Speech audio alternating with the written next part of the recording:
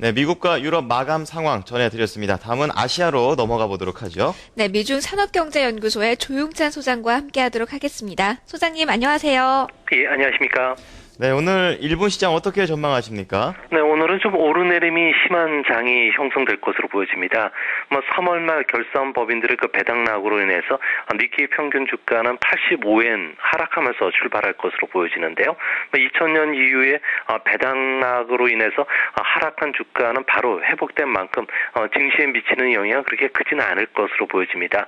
오늘 아침에 일본 조간신문들이 발표한 자료를 보면은 4월 3일과 4일에 열리는 일본 은행의 금융정책 결정회의에서 일반 자금 공급을 위해서 국채 매입을 늘리는 과감한 추가 금융 완화에 나설 것이라는 이야기가 나왔는데요.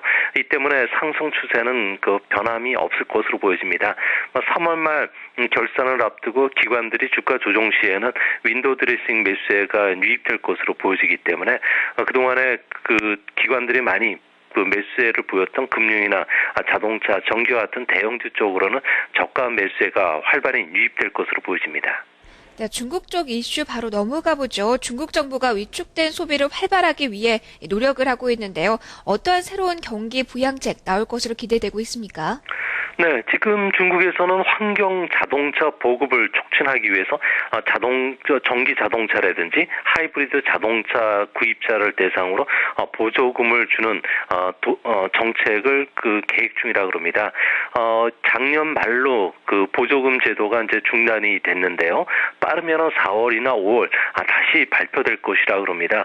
보조금 액수도 이전보다는 상향 조정될 것으로 보여지는데요. 이 때문에 그 중국에서 전기 자동차를 생산한 BYD 같은 경우는 독일의 그 다임러와 제휴를 해서 덴더라는 그 자동차를 상반기 중에 발표할 예정으로 있고요. 일본 자동차라든지 미국 자동차 같은 경우에도 하이브리드 자동차를 지금 중국 시장에 판매하고 있기 때문에 우리나라 자동차 회사와 치열한 경쟁이 예상이 됩니다.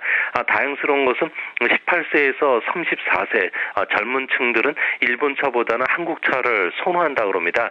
이로 인해서 일본의 그 높은 기술 를 우리나라 그 브랜드로 돌파가 가능하지 않을까 보여집니다. 이외에도 친환경 가구라든지 에너지 절약형 가전 그리고 유황 성분을 줄이는 연료 기술과 같은 쪽에 정부의 그 보조금 정책이 실시될 것으로 보여지기 때문에 아무래도 이런 그 중국의 변화는 우리나라 기업에게는 새로운 기회가 될 것으로 보여집니다.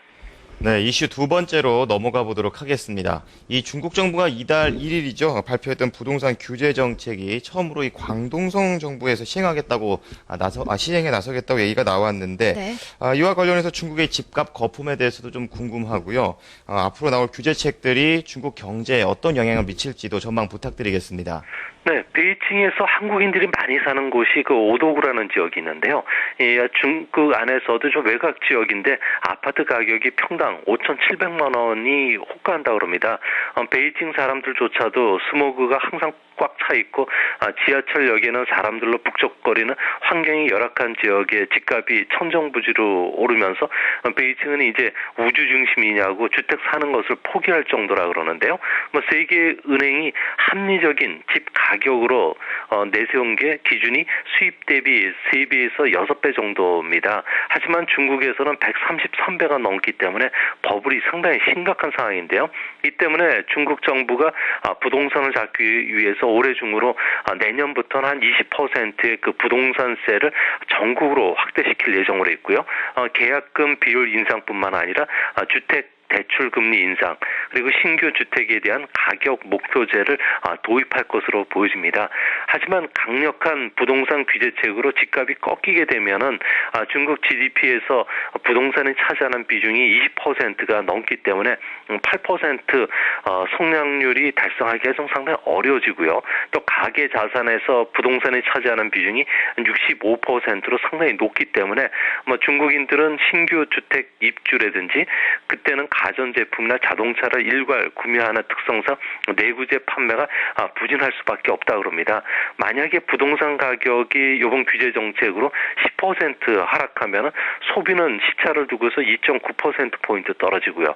생산도 2분기 뒤부터는 2.5에서 3.7%포인트 둔화되기 때문에 중국의 부동산 거품이 자연스럽게 해소되는 게 우리 경제에도 상당히 좋은 역할을 해줄 것으로 보여집니다. 네, 소장님 오늘 분석 고맙습니다.